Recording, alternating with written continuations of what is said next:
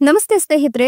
June 25 ಭಯಂಕರ ಅಮಾವಾಸ್ಯೆ. ಈ ಅಮಾವಾಸ್ಯೆ ಮುಗಿದ ಮಧ್ಯರಾತ್ರಿಯಿಂದಲೇ ಭಾಗ್ಯದ ಸುರಿಮಳೆಯೇ ಸುರಿಯುತ್ತೆ. ಈ 6 ರಾಶಿಯವರಿಗೂ ಕೂಡ 100% ಧನಲಾಭವಾಗುತ್ತೆ. ನಿಮ್ಗೆ 100% ಧನಲಾಭ ಸಿಗೋದು ಗ್ಯಾರಂಟಿ ಅಂತ ಹೇಳಬಹುದು.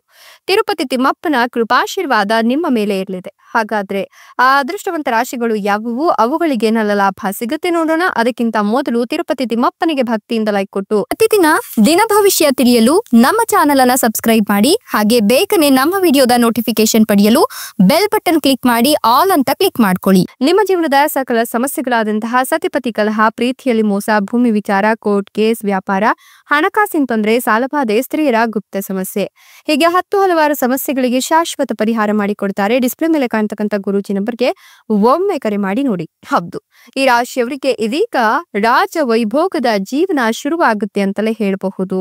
ಈ ಒಂದು ಅಮಾವಾಸ್ಯೆ ಬಹಳಷ್ಟು ಅತ್ಯದ್ಭುತವಾದಂತಹ ಅಮಾವಾಸ್ಯೆಯಾಗಿತ್ತು. ಈ ಅಮಾವಾಸ್ಯೆ ಮುಗಿದ ಮಧ್ಯರಾತ್ರಿಯಿಂದಲೇ ನಿಮ್ಗೆ ಭಾಗ್ಯದ ಸುರಿಮಳೆಯೇ ಸುರಿಯುತ್ತೆ. 100% ಧನಲಾಭ ಆಗೋದು ಗ್ಯಾರಂಟಿ ಅಂತ ಹೇಳಬಹುದು. ತಿರುಪತಿ ತಿಮ್ಮಪ್ಪನ ಕೃಪಾಶೀರ್ವಾದ ನಿಮ್ಗೆ ಇರೋದ್ರಿಂದ ನಿಮ್ಮ ಭಾಗ್ಯದ ಬಾಗಿಲು ತೆರೆದಿದೆ.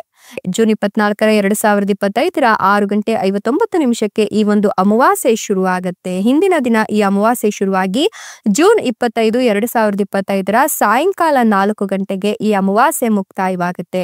ಈ ಅಮಾವಾಸ್ಯೆ ಮುಕ್ತಾಯವಾಗ್ತಿದ್ದಂತೆ ಈ ರಾಶಿಯವರಿಗೆ ಭಾಗ್ಯದ ಸುರಿಮಳೆಯೇ ಸುರಿಯುತ್ತೆ.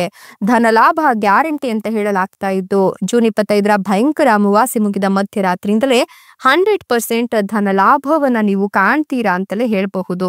ಈ ರಾಶಿಯವರಿಗೆ ಮುಂದಿನ ದಿನಗಳು ರಾಜ ವೈಭೋಗದ ಜೀವನ ಅಂತಲೇ ಹೇಳಬಹುದು. ಇಂತಹ ಸಮಯದಲ್ಲಿ ನೀವು ಒಂದಷ್ಟು ಹಣದ ಲಾಭವನ್ನ ಕಂಡುಕೊಳ್ತೀರಾ. ಸಾಮಾಜಿಕ ಮಟ್ಟದಲ್ಲಿ ಖ್ಯಾತಿಯನ್ನ ಗಳಿಸ್ತೀರಾ. ವೃತ್ತಿ ಜೀವನದಲ್ಲಿ ಶುಭ ಅವಕಾಶಗಳು ಸಿಗ್ತಾ ಹೋಗುತ್ತೆ.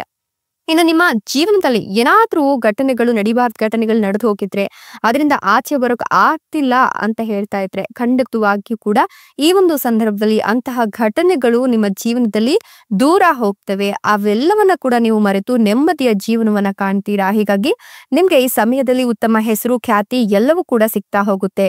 ಉತ್ತಮ ಕೆಲಸ ಕಾರ್ಯಗಳಲ್ಲಿ ನೀವು ಕೆಲಸವನ್ನ ಮಾಡ್ತೀರಾ. ಹೀಗಾಗಿ ಲಾಭವನ್ನ ಪಡ್ಕೊಳ್ತೀರಾ.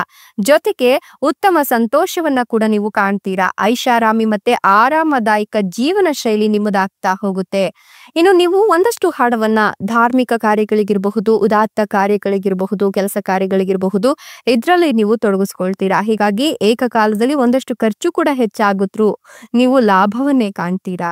ಯಾವುದಾದ್ರೂ ದೊಡ್ಡ ಆಸ್ತಿಯನ್ನ ನೀವು ಇಟ್ಕೊಂಡಿದ್ರೆ ಈ ಸಂದರ್ಭದಲ್ಲಿ ನಿಮ್ಮೆಲ್ಲ ಆಸೆಗಳು ಕೂಡ ಈಡೇರುತ್ತೆ. ನಿಮ್ಮ ಆದಾಯದಲ್ಲಿ ಹೆಚ್ಚಳವಾಗುವ ಸಾಧ್ಯತೆಗಳಿತ್ತು. ಸರಳತೆಯಿಂದ ನೀವು ಸಾಮಾಜಿಕ ಮಟ್ಟದಲ್ಲಿ ಗುರುತಿಸ್ಕೊಳ್ತೀರಾ. ಖ್ಯಾತಿ ಹೆಚ್ಚಾಗತ್ತೆ. ಇದರೊಂದಿಗೆ ನಿಮ್ಮ ಕುಟುಂಬದಿಂದ ನೀವು ಕೆಲವು ಪ್ರಯೋಜನಗಳನ್ನ ಪಡ್ಕೊಳ್ತೀರಾ. ನಿಮ್ಮ ಸ್ನೇಹಿತರೊಂದಿಗಿನ ನಿಮ್ಮ ಸಂಬಂಧ ಸಿಹಿ ಆಗ್ತಾ ಹೋಗುತ್ತೆ. ಕೆಲಸ ಕಾರ್ಯಗಳಿಂದಲೂ ಕೂಡ ಉತ್ತಮ ಲಾಭವನ್ನ ಕಂಡುಕೊಳ್ತೀರಾ. ಈ ಸಮಯದಲ್ಲಿ ನೀವು ದೊಡ್ಡ ಸಾಧನೆಯನ್ನ ಸಾಧಿಸಲಿಕ್ಕೆ ಒಳ್ಳೆಯ ಅವಕಾಶಗಳು ಸಿಗ್ತಾ ಹೋಗುತ್ತೆ. ಇನ್ನು ಕುಟುಂಬ ವ್ಯವಹಾರದಲ್ಲಿ ನೀವಿದ್ರೆ ಉತ್ತಮ ಯಶಸ್ಸನ್ನ ಪಡೆಯಲು ಒಳ್ಳೆಯ ಅವಕಾಶಗಳು ಸಿಗುತ್ತೆ. ಸದುಪಯೋಗ ಪಡಿಸ್ಕೊಳ್ತೀರಾ. ಜೊತೆಗೆ ಒಂದಷ್ಟು ಹಳೆಯ ಸಮಸ್ಯೆಗಳೇನಿರುತ್ತಲ್ಲ, ಆ ಸಮಸ್ಯೆಗಳಿಂದ ಪರಿಹಾರವನ್ನ ಕಂಡುಕೊಳ್ತೀರಾ. ನೀವು ನಿಮ್ಮ ವೃತ್ತಿ ಜೀವನದಲ್ಲಿ ಮೊದಲಿಗಿಂತ ಹೆಚ್ಚು ಪ್ರಾಮಾಣಿಕರಾಗ್ತಾ ಹೋಗ್ತೀರಾ. ನಿಮ್ಮ ಪ್ರಾಮಾಣಿಕತೆಯಿಂದ ನೀವು ಉತ್ತಮ ಯಶಸ್ಸನ್ನ ಸಾಧಿಸ್ತೀರಾ. ಆರ್ಥಿಕ ಸ್ಥಿತಿ ಹೆಚ್ಚು ಬಲವಾಗ್ತಾ ಹೋಗುತ್ತೆ. ವೃತ್ತಿ ಜೀವನವನ್ನ ನೀವು ಬಲಪಡಿಸ್ಕೊಳ್ತೀರಾ.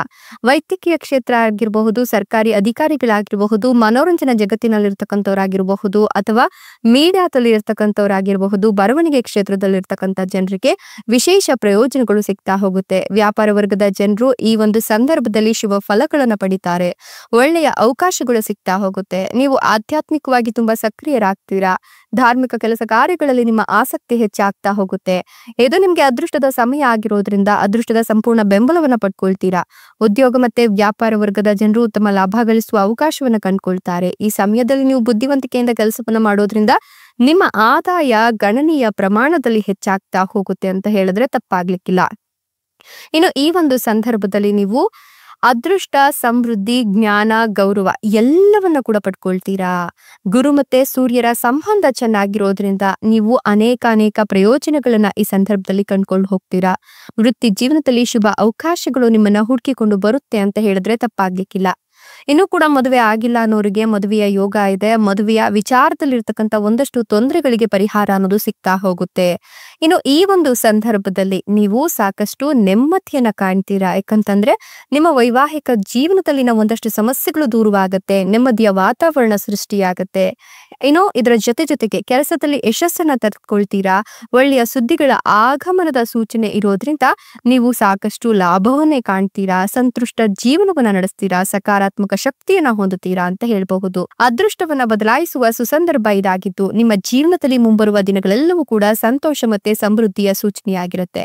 ನೀವು ಮಾನಸಿಕ ಒತ್ತಡದಿಂದ ದೂರ ಆಗ್ತೀರಾ. ಸಕಾರಾತ್ಮಕ ಶಕ್ತಿ ನಿಮ್ಮಲ್ಲಿ ತುಂಬಿ ತುಳುಕುತ್ತೆ ಅಂತ ಹೇಳಬಹುದು. ಮನೆಯಲ್ಲಿ ಒಂದು ರೀತಿಯ ಪಾಸಿಟಿವ್ ವೈಬ್ಸ್ ತುಂಬಿಕೊಳ್ಳುತ್ತೆ. ಎಲ್ಲಾ ರೀತಿಯ ಸಮಸ್ಯೆಗಳು ಕೂಡ ನಿವಾರಣೆಯಾಗತ್ತೆ.